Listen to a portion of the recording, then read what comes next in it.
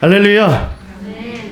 사랑하는 여러분, 사도행전 2장은 1장에서 예수님께서 그의 제자들에게 부탁하신 그 말씀이 어떻게 이루어졌는가를 설명하십니다.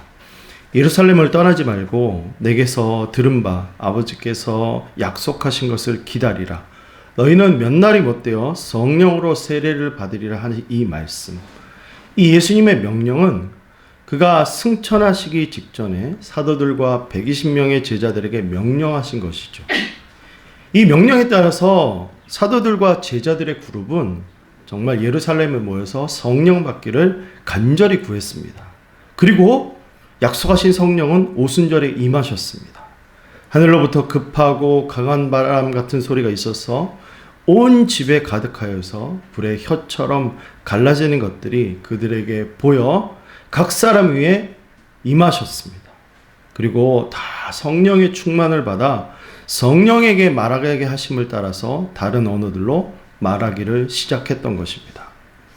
여러분, 이러한 성령의 역사는 거기서만 머무는 것이 아니라 밖에 사람들까지 영향을 미쳤고, 지나가던 사람들이, 갈릴리 사람들이 이 성령의 말하게 하심을 따라 그것을 들었을 때 세계 각곳에 흩어져 있었던 그런 유대인들이 지금 모였는데, 그들이 자기의 사는 곳의 언어로 하나님의 큰 일을 말하는 것을 듣게 되었던 것입니다. 여러분, 현상적으로 봤을 때 너무 놀라운 일들이 일어났던 것입니다. 그러나 일부 사람들은 이 일을 가리켜서 그들이 술에 취했다, 헛소리를 하는 것이다, 이렇게 조롱했습니다. 지금 이러한 조롱 앞에 베드로 사도가 담대히 자신들에게 일어난 일이 무엇인지를 설명합니다. 베드로 사도는 자신들이 술에 취한 것이 아니라 요엘 선지자의 예언이 이루어진 것이고, 이것은 말세가 시작된 사건이고, 그 증거로 말미암아 지금 성령이 만민에게 부어지는 역사로 나타난 것이다 라고 설교한 것이죠. 그러면서 베드로 사도는 왜 이러한 일이 일어날 수밖에 없었는가, 그것을 설명할 때 그 원인을 바로 너희들이 죽인 예수가 하나님께서 자신의 구원을 이루시기 위해 보내신 그 하나님의 사람이었다는 것입니다. 그 때문에 이 역사가 일어났다는 거예요.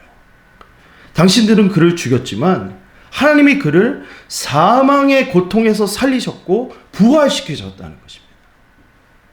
그 예수님의 부활을 우리가 받고 이 일에 대해서 우리가 증인이라는 것이죠.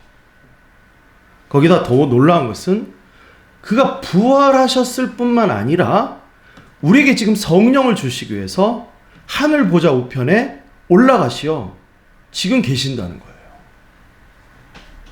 그러므로 너희들이 죽인 나사렛 예수 그리스도를 하나님께서 주와 그리스도가 되게 하셨으니 누구든지 주의 이름을 부르는 자는 구원을 받을 것이다 라고 지금 설교했던 것입니다. 사도행전은 예수님께서 약속하신 이 성령의 강림 사건은 단순히 어떤 한 사람 또는 특정 집단에게 능력이나 황홀경이나 어떤 그런 몰입하는 역사가 일어난 것이 아니었다고 얘기합니다. 사도행전이 말씀하시는 성령 강림의 역사는 바로 예수 그리스도를 주와 그리스도로 인식하는 사람이 예수님 앞에서 자신의 모습을 깨닫는 그러한 변화가 생겼다고 말씀합니다. 그 변화가 무엇인가? 큰 찔림을 받아서 어쩔 줄 몰랐다는 거예요. 마치 우리가 여기서 베이면 너무 아파가지고 막 어쩔 줄 몰라 하지 않습니까? 그러니까 마찬가지로 우리가 큰 찔림을 받아서, 양심에 큰 찔림을 받아가지고 사람들이 어쩔 줄 몰랐다는 것입니다. 사랑하는 성도 여러분, 성령은 오늘 여러분의 성령이 여러분에게 임하시기를 간절히 원합니까? 여러분, 그렇다면 나사렛 예수께서 이루신 구원을 듣고 십자가의 복음을 듣고 여러분 이 말씀 때문에 찔려서 마음이 어쩔 줄 모르는 그러한 현상이 있어야 됨을 선포하는 것입니다. 이것을 가리켜 우리는 성령에 의한 죄의 각성, 거룩한 찔림이라고 말하는 것이죠. 거룩한 찔림은 나로 하여금 회개의 자리로 나올 수 있게 하는 그 양심에 그 성령님이 거룩한 수술을 시작하신 거예요. 내가 복음을 듣고 마음이 어쩔 줄 모르는 것은 여러분 그 안에서 성령이여 우리를 중생케 하는 사역이 지금 시작되었다는 그런 역사입니다. 이 부분이 매우 중요합니다. 사람이 하나님 안에서 새롭게 된다는 것은 바로 여러분 죽은 자가 살아나는 것이에요. 영적으로 죽은 자는요 찔려도 아픔을 몰라요. 그런데 지금 말씀을 듣고 여러분 찔려서 어쩔 줄 모르는 것은 영이 살아난다는 겁니다. 성령을 받기 위해서 바로 이러한 거룩한 성령의 역사가 사람의 마음 가운데 일어나야 됨을 선포합니다. 여러분 성령의 찔림을 받은 3,000명이 왜 각자 집으로 가서 조용히 기도하지 않고 공동체로 모였을까? 여러분 싱클레어 퍼거스는 성령을 양자의 영이라고 말씀하시죠. 설명하시죠. 그러니까 성령이 우리를 찌를 때 우리는 하나님을 뭐로 고백하느냐? 아버지라고 고백하게 되고 그 순간 내 옆에 찔림을 받은 사람들이 뭐로 보이냐? 형제로 보이게 된다는 것입니다. 그래서 그 찔림은 고립된 개인을 만드는 것이 아니라 새 가족을 탄생시킨다는 것을 설명하는 거예요. 그래서 여러분 이 베드로의 설교를 듣고 회개한 사람들이 그날 몇 명이요? 3,000명에 되는 사람이 공동체로 모였습니다. 여러분 초대교회 성령의 역사는요 제한이 없었어요. 베드로의 한 번의 설교는 듣는 자에게 곧바로 성령의 역사로 나타나는 것입니다. 할렐루야. 네. 우리 교회 가운데도 이러한 성령의 역사가 있게 되기를 간절히 기도합니다. 여러분 이러한 성령의 역사를 통해 사도행전이 알리는 것이 있죠. 그건 뭐냐? 지금 새로운 기관이 탄생했다는 것입니다. 그것이 뭐죠? 바로 교회가 탄생했다는 거예요. 할렐루야. 여러분 교회가 뭡니까? 여러분 교회가 뭐죠? 한번 보십시오. 교회란 뭐냐? 다음 넘겨주세요. 에클레시아라는 단어인데 여러분 이 단어는 에크, 뭐뭐로부터, 그 다음에 칼레오, 부름받다. 그래서 뭐뭐로부터 불러낸 자들의 모임이라는 뜻입니다. 그러니까 구약에서도 같은 용어가 있는데 그게 뭐냐? 다음 넘겨주시면 카할이라는 단어입니다. 여러분 이 단어는 신명기 9장 10절에 보면 이스라엘 백성을 향해서 총회라고 불렀는데 그 단어가 바로 카할이라는 뜻입니다. 그러니까 신약과 구약의 이 교회를 가리켜 모임, 총회라는 이 단어는 어떠한 목적을 가진 그러한 모임, 그러한 단체를 가리킬 때 쓰이는 단어죠. 그래서 그 용례가 뭐뭐로부터 구원받은 집단을 얘기할 때 교회라고 가리켰습니다. 그러니까 교회라는 것은 단어에서 알 수 있듯이 뭐뭐로부터 하나님의 목적을 위해 만들어진 집단이라는 거예요. 여러분 교회를 구성하는 성도는 뭐뭐로부터 부름받은 자들일까? 베드로 사도는 어디로부터 사람이 교회로 들어오게 되는지를 말씀할 때 다음과 같이 설명합니다. 그러니까 베드로 사도는 사람이 어디로부터 들어오게 되는지 말씀할 때 다음과 같이 설명하는데 또 여러 말로 확증하여 권하여 이르되 너희가 이 패역한 세대로부터 뭐를 받았다? 구원을 받았다라고 말씀합니다. 그러니까 패역한 세대는 다른 말로 풀이하면 뒤틀린 세대. 그러니까 베드로는 이 세대를 무엇으로 지칭하냐? 바로 하나님께서 명하신 바르고 곧은 길에서 떠나서 삐뚤어지고 그 다음에 자기가 원하는 대로 가는 그 사람들의 본성을 나타낼 때 쓰였다는 것입니다. 그러니까 이 뒤틀렸다는 단어는 어떤 때 쓰이냐? 척추가 여러분 굽어진 거 아시죠? 척추가 굽어지면은요, 여러분 어떻게 됩니까? 여러분 힘을 쓸 수가 없어요. 사람이 척추가 굽으면요, 요즘 애들이 하도 앉아있으니까 척추 측만증이 걸리지 않습니까? 척추 측만증이면 애들이 어떻게 됐습니까? 그렇죠. 너무 아파가지고 이러고 있습니다. 여러분요, 죄는요, 우리를, 사람의 인생을 이렇게 꼬아놨습니다. 그래가지고 내 힘으로 절대 이 뒤틀린 본성을 펼 수가 없는 거예요. 그래서 하나님이 이들을, 그러니까 언약을 거부하고 스스로 패역한 이 악한 세대에서 누구를요? 그렇죠. 나를 건져 내신 것. 이것이 바로 구원받은, 패역한 세대로부터 구원받은 하나님의 백성을 가리키는 단어라는 것이에요. 출애굽기는 이러한 죄의 상태를 애굽에서 종되었던 이스라엘로 묘사했습니다. 여러분, 이스라엘이 아무리 노력해도 애굽의 노예 생활을 벗어날 수가 없었어요. 오히려 벗어나면 벗어날수록 두드려 맞고 죽임을 당하고 더 옥죄이는 것입니다. 마찬가지죠. 사람도요, 죄를요, 스스로 이길 수가 없어요. 어떤 승려가요, 죄를 이기기 위해서, 잡생각을 이기기 위해서요, 어떻게 해야 되냐 물어봤더니 그 고승이 물어보기를 손을 잡고 자르면 된답니다. 그래서 손을 다 10가락을 자랐더니 그래도 죄가 생각나가지고 어쩔 줄 몰라요. 여러분, 사람은요, 그렇게 죄가요, 끊어지지 않아요. 스스로 어떻게 할 수가 없는 거예요. 이러한 상태에서 하나님이 누구를요? 나를 은혜로 부르신 바사서. 예수 그리스도께서 이루신 십자가의 대속과 그 대속을 믿는 완전한 의를 이루기 위한 부활에 참여하게 됨으로써 우리가 어떻게 됐냐? 거룩한 하나님의 백성이 된 것입니다. 그렇게 예수 그리스도를 영접한 자들, 그런 모임이 뭐냐? 바로 교회라는 거예요.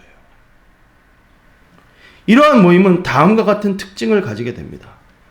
어떤 특징이냐? 첫 번째, 교회는 하나님을 대적하는 세상의 가치관과 체제로부터 탈출된 삶을 요구합니다. 우리 42절 한번 읽어볼까요? 시작. 그들이 사롯의 가르침을 받아 서로 교제하고 떡을 떼며 오로지 기도하기를 힘쓰니라. 여러분, 신자가 되었다는 것은 어떤 개인의 신앙 안에 머무는 것이 아닙니다.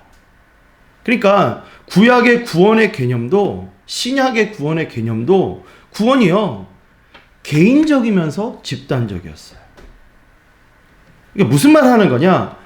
예수 그리스도께서 이루신 구원을 받아들인다는 것은 혼자 산에 들어가가지고 예수님과 직통계시를 받는가, 그렇게 생활하는 게 여러분 신앙생활이 아닙니다. 요즘 이 개인주의가 팽배하다 보니까 신앙을요, 아주 개인적인 것으로 이해하고, 또 요즘 보면 무교회주의, 특별히 온라인 예배를 정당화시키는데, 여러분, 이러한 것은 예수 그리스도께서 이루신 구원의 풍성함을 훼손하고 약화시키는 사단의 전략 중에 하나예요.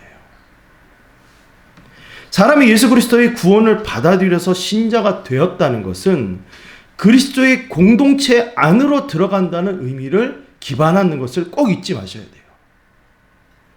이러한 표현이 어디서 나오냐? 베드로전서 2장에 같이 한번 봅시다. 제가 읽어드릴게요. 그러나 너희는 택하신 족속이요, 왕같은 제사장들이요, 거룩한 나라요, 그의 소유된 백성이니. 자, 보세요. 이는 너희를 어두운 데서 불러내어 그 기이한 빛에 들어가게 하신 이의 아름다운 덕을 선포하게 하려 하심이라. 너희가 전에는 백성이 아니더니 이제는 하나님의 백성이요, 전에는 국류를 얻지 못하였더니 이제는 국류를 얻은 자라. 할렐루야. 여러분, 구약에서도 보면 이스라엘이 이집트로부터 구원을 받았을 때 하나님이 그들을 가리켜 개인이라고 하지 않고 하나님의 백성, 카할이라고 표현했습니다. 그러니까 어떤 사람이 이래요. 에이, 그건 이스라엘이라는 민족 특수 집단이니까 그런 개념 아닙니까? 라고 반론할 수도 있겠지만, 여러분, 예수님은 이 구약의 민족적 구원의 개념을 폐기한 것이 아니라 다시 그리스도 안에서 모든 민족을 아르는 새로운 언약 공동체로 확장시키셨어요. 그러니까 이 말이 중요한 건 죄에서 개인이 구원받았다는 것은 그리스도라는 머리에 붙임 바 되어서 그 개인이 예수 그리스도의 몸이 되는 그러한 놀라운 역사로 이어지는 것이에요. 그러니까 에베소서는 이 표현을 어떻게 얘기했느냐? 너희는 사도들과 선지자들의 터 위에 세움을 입은 바라. 모퉁이 돌 위에 너희가 건물마다 서로 연결되어지고 성전이 되어가느니라. 할렐루야. 그래서 우리가 함께 지어져 가는 거예요. 그러니까 구원받은 자는 반드시 예수 그리스도께 속하게 되고, 예수 그리스도께 속한 성도는 예수님의 몸으로서 안에서 그리스도와 연합한 삶을 살아가게 되는 것입니다. 이러한 삶은 예수님께서요, 요한복음 15장에 말씀하신 포도나무와 가지의 관계적인 삶을 실현하는 구체적인 삶의 방식이 바로 교회 생활이에요. 그러니까 그러므로 믿음을 가졌다는 것은, 복음을 듣고 구원을 받았다는 것은 공동체를 벗어나서 생활할 수 없는 새로운 생활이 시작되었다는 것을 의미하는 것입니다. 이러한 공동체의 새로운 시작은 다음을 요구받아요. 그게 뭐냐? 첫 번째, 사도들의 가르침을 받아들였습니다. 42절 보면 그들이 사도의 가르침을 받아. 여러분, 신앙은요, 반드시 전수받아야 돼요. 신앙은 전수받아야 돼요. 신앙은 개인이 생각하는 것을 공동체 혹은 자신의 삶에 실현하는 것이 아닙니다. 내가 옳다고 생각하는 것을 실현하는 게 여러분 신앙이 아닙니다. 신앙의 첫 번째 스텝은 이전과 다른 행보, 바로 구원이라는 형태 안에 주인이 바뀌는 거예요. 누가 바뀌는 거예요? 주인이 바뀌는 것입니다. 그러니까 이전까지는 내가 내 삶의 주인이었어요. 그래서 내가 내 마음대로 하는 거예요. 에? 내가 원하는 대로, 내가 가지고 싶은 것을 위해서, 내가 누리고 싶은 것을 위해서 마음대로 살아요. 그게 예수님 밖에서의 삶이죠.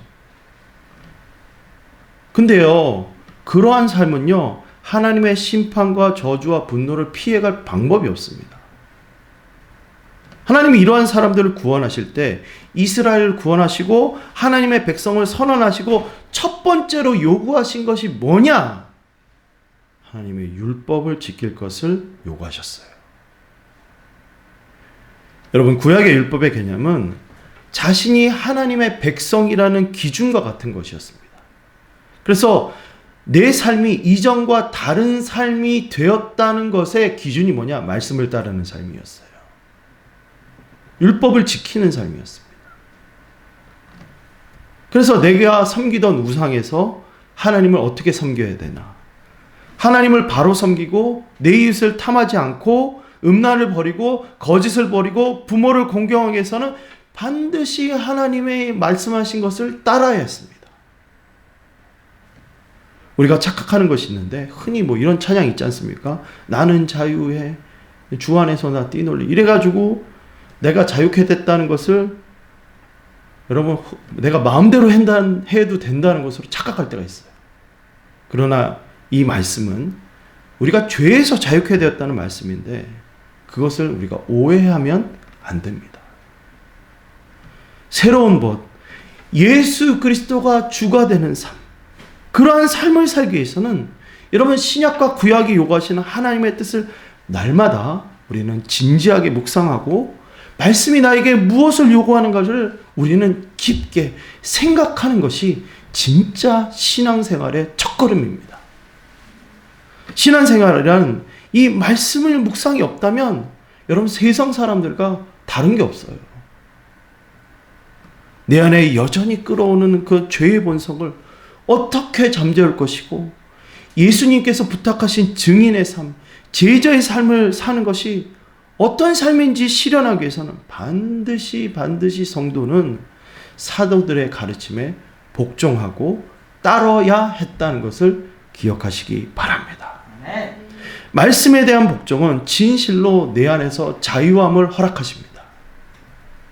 여러분, 이제껏 죄의 법이 나의 삶에 사망과 고통과 저주로 이끌었다면 하나님의 말씀 성령의 법은 죄와 사망의 법에서 우리를 해방시킴을 선포하는 것입니다. 할렐루야. 두 번째, 그리스도 안에서 여러분 우리가 변화된다는 것은, 교회 안에 들어왔다는 것은 영적인 참된 가족이 되는 것입니다.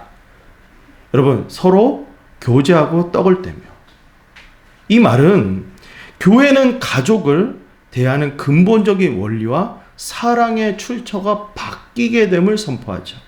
그러니까 여러분, 교회가 가족보다 우선한다는 것은 혈연을 부정한다는 말이 아니죠. 오히려 그리스도의 사랑을 공급받아 내 혈연 가족조차도 그리스도의 통치 아래에서 더 온전하게 사랑하게 되는 이 사랑의 질서가 재편되는 것을 말하는 것입니다. 그러니까 여러분, 왜 교회가 안에서 보면 교회가 가족보다 우선이 될까? 그리스도의 피가 사람의 혈연보다 더 진하기 때문입니다. 육신의 가족은 이 땅에서 인연이지만 그리스도의 가족은, 그리스도 안에서의 가족은 영원한 상속을 공유하는 자들임을 믿으시기 바랍니다. 그러므로 성령이 임하시면 이러한 새로운 가족에 대한 본능이 생겨서 내 피부치를 챙기기보다는 내 형제, 내 성도를 돌보려는 본능이 더 강해진다는 것을 오늘 성경이 말씀하는 것입니다.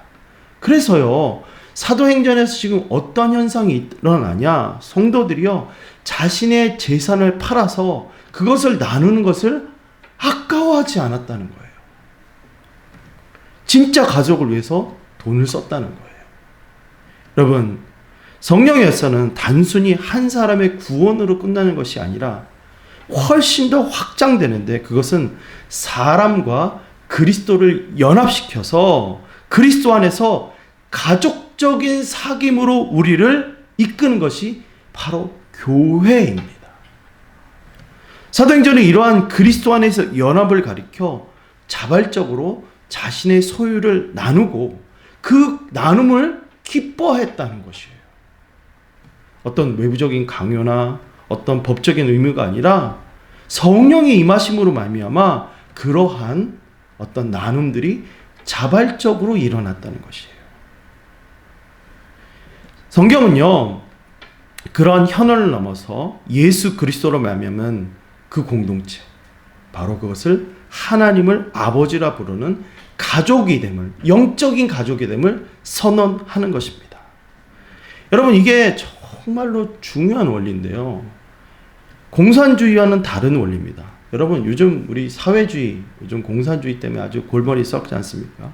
이 막시즘은요, 강제로 뺏어서 나누지만 교회는요, 청지기 의식으로 나눕니다.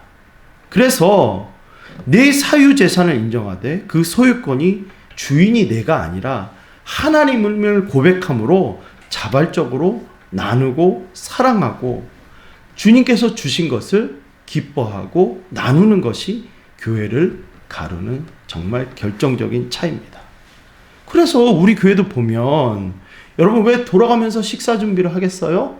예? 그것은 뭡니까? 그렇죠. 우리가 영적 가족됨을 확인하고 같이 먹고 마시고 함께 하는 것이 진짜 기쁨됨을 느끼기 때문인 거예요.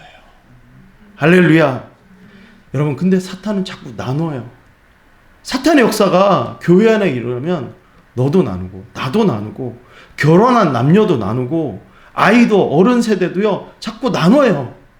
그래가지고 결국은요 다 뿔뿔이 흩어져서 개인만 남게 합니다. 그러나 예수님의 가르침은 완전히 반대예요. 성령의 역사는 반드시 뭐예요? 하나로 묶습니다. 그래서 그리스도의 가족으로서 역사함을 믿으시기 바랍니다. 그래서 히브리서는요, 이 교회됨, 영적 가족 생활의 정의를 뭐라냐? 서로 돌아보아 사랑과 선행을 격려하며 모이기를 피하지 말고 계속해서 모일 것을 권하는 것입니다. 할렐루야. 그래서 이러한 모임의 공동체로 날마다 서가는 교회가 되시기를 간절히 축원합니다. 세 번째, 교회 생활의 중심에는 언제나 예배와 증거가 있습니다. 오늘 말씀에서 보니까 오로지 기도하기를 했습니다. 43절과 47절에 보면 사람마다 두려워하는데 사도들로 말미암아 기사와 표적이 많이 나타나니 하나님을 찬미하며 또 온 백성에게 칭송을 받으니 주께서 구원받는 사람을 날마다 더하시니라. 할렐루야. 여러분, 성도가 되었다는 것은, 교회를 다니는다는 것은 여러분 교회 생활 안에서 멈춘다는 것을 의미하지 않아요. 반드시 언제나 내 삶에 보냄받은 자로서의 모습이 드러나야 됨을 믿으시기 바랍니다. 여러분, 하나님을 경험한 만큼, 하나님의 사랑을 안 만큼 내 삶에 하나님의 역사가 흘러나가는 것, 그것이 진짜 그리스도의 제자라는 것을 잊지 마시기 바랍니다. 여러분, 예수님을 믿는다고 하는데 그 모습이 세상적이거나 혹은 내 중심적이거나 한다면 여러분, 그 모습은요 정말로 점검해 봐야 돼요. 내가 진짜 예수님을 믿나? 점검해 봐야 된다는 것입니다. 말씀을 깨닫는데 변화가 없다? 여러분, 그것은 둘 중에 하나죠. 내가 믿지 않거나 혹은 하나님이 없거나. 여러분, 하나님이 안 계실 리가 없기에 말씀을 깨닫는데 변화가 없다는 것은 내가 예수 그리스도를 믿지 않는다는 것입니다. 그러므로 성도는, 믿는 자라면 반드시 이 말씀이 요구하시는 삶의 빛의 증거, 하나님을 찬양하고 그 삶이 빛으로 드러나기 위해 예수님께서 가르쳐 주신 말씀대로 먼저 그의 나라와 의를 구하는 삶을 추구하는 것입니다. 그럴 때요, 여러분, 세상으로부터 우리는 빛과 소금의 역할로서 사람들이 어떻게 하냐? 칭송하게 돼요. 만일 성도가 어디에 있든지 정직의 아이콘, 어디를 가든지 성실의 아이콘이라면 이 사회가 정말로 그리스도인들 이렇게까지 혐오했을까요? 교회가 힘을 잃는 것은, 그리스도의 가르침은 교회 안에서 머무르고 그 가르침을 개인의 삶에 적용하지 못함으로 인한 안타까움이라는 것입니다. 저 여러분은 예수 그리스도의 구원을 받아들인 사람입니다. 그렇다면 여러분, 우리가 이게 정말 정령 무서운 것이 도대체 뭡니까? 사실 교회 공동체가요, 세상 앞에서는요 막 가는 사람들이에요. 왜 그렇죠? 악이 두렵지 않고 세상의 권력이 두렵지 않고 영원에 대한 그 삶의 소망이 있기 때문에 죽음 앞에서 담대한 사람들이 성도였어요. 그런데 뭐가 그게 두려워가지고 우리가 세상과 타협하고 신앙생활 하는데 세상의 눈치 보고, 우리 기준이 도대체 세상 앞에서 왜 이렇게 낮아지는 겁니까? 도대체 내가 믿는 예수님이 그렇게 작습니까? 성도의 정체성은 죽음에 대한 이해로부터 나와요. 그러니까 오늘 사람이 누구나 죽음을 향해서 다 달려가지 않습니까? 그런데 그 죽음이 심판으로 끝나지 않고 영원한 삶으로 구원받았다는데, 여러분, 우리가 믿음으로 산다는 것이 너무너무 행복한 일 아니에요? 정말 외롭지 않고 하나님과 함께하는 삶이 정말 날마다 신나는 거 아니겠습니까? 여러분, 이 작은 개척교회에 왜 앉아 있습니까? 저는 예수 그리스도께서 살아계시에 여러분 이 자리에서 예수님을 만나고 있는 거라고 저는 그렇게 믿습니다. 저 자신을 본다면 나는 날마다 넘어질 수밖에 없는 사람이에요. 우리를 본다면 우리는 맨날 넘어질 수밖에 없는 사람입니다. 그러나 내 안에 예수 그리스도께서 살아계시고 성령께서 내주하시기 때문에 우리는 어디를 가든지 그리스도의 향기를 바라고 그의 빛을 드러내는 것이 왜 그렇게 내게 어려운 일이 되는 것입니까? 그건 어려운 일이 아니라 당연한 일로 바뀌어야 될 줄 믿습니다. 저 여러분은 빛으로 부르신 바 됐습니다. 에베소서 5장이 우리에게 뭐라고 얘기하냐? 너희가 전에는 어둠이니 이제는 주 안에서 빛이라. 빛의 자녀처럼 행하라. 할렐루야. 잠자는 자여 깨어 죽은 자들 가운데 일어나서 그리스도께서 너에게 비추시라는 그 빛을 비추라고 우리에게 명령하시는 거예요. 사랑하는 성도 여러분, 사도행전 2장이 이 급하고 강한 바람 가운데 성령의 역사가 그냥 2000년 전에 사장됐다고 말하지 않아요. 그 성령의 폭풍이 오늘 우리에게도, 이 작은 교회에게도 여전히 동일하게 몰아치고 있음을 선포합니다. 그러므로 세상이 보기에는 우리가 정말 보잘것없는 소스갈지 모르지만, 그러나 기억하십시오. 오순절 다락방 그 120문도들이 세상에 보기에는 술 취한 자들이었지만, 보잘것없는 갈릴리 사람들이었지만, 그들이 성령의 능력을 받고 나서 로마 제국을 변화시켰다는 것을 기억하시기 바랍니다. 여러분, 이 작은 교회에 왜 앉아있느냐고 제가 물어봤죠. 그 대답은 하나입니다. 우리는 이 패역한 세대 가운데서 구원을 받아 예수 그리스도의 몸으로 이어져가기 위해서 오늘 모였다는 것을 잊지 마시기 바랍니다. 여러분, 우리는 주일에 한번 모이는 동호회도 아닙니다. 우리는요, 서로의 눈물에 찔림을 느끼고 내 주머니를 털어 형제의 배고픔을 위하여 세상이 감당할 수 없는 기쁨과 순전함으로 함께 마시고 함께 먹이며 함께 지어가져가는 예수 그리스도의 몸됨을 기억하시길 바랍니다.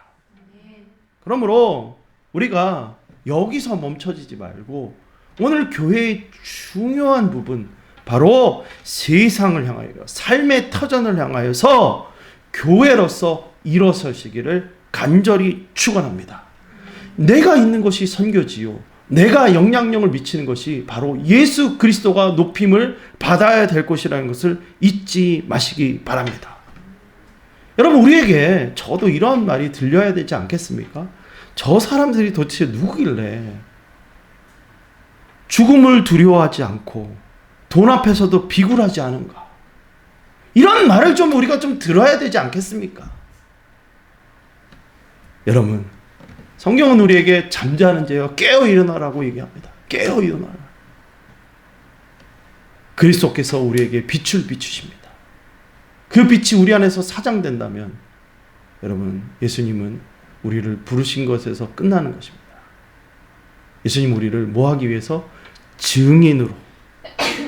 이 증인의 삶이 결국은 뭘로 비춰졌죠? 그렇죠. 초대교회 날마다 그의 숫자가 더하는 것으로 드러남을 선언하는 것입니다. 우리는 뒤틀린 세대 가운데서 구원받은 하나님의 백성입니다. 그러므로 이 공동체는 예수 그리스도께서 거하는 전이요, 예수 그리스도께서 주인으로 삼는 전이요, 우리는 하나님의 백성으로서 거룩한 나라를 소유한 주님의 백성됨을 선언할 때, 오늘 우리는 일주일 동안 이 빛을 비추고 그 빛에 거하는 삶으로 날마다 살아가시기를 간절히 축원합니다. 할렐루야.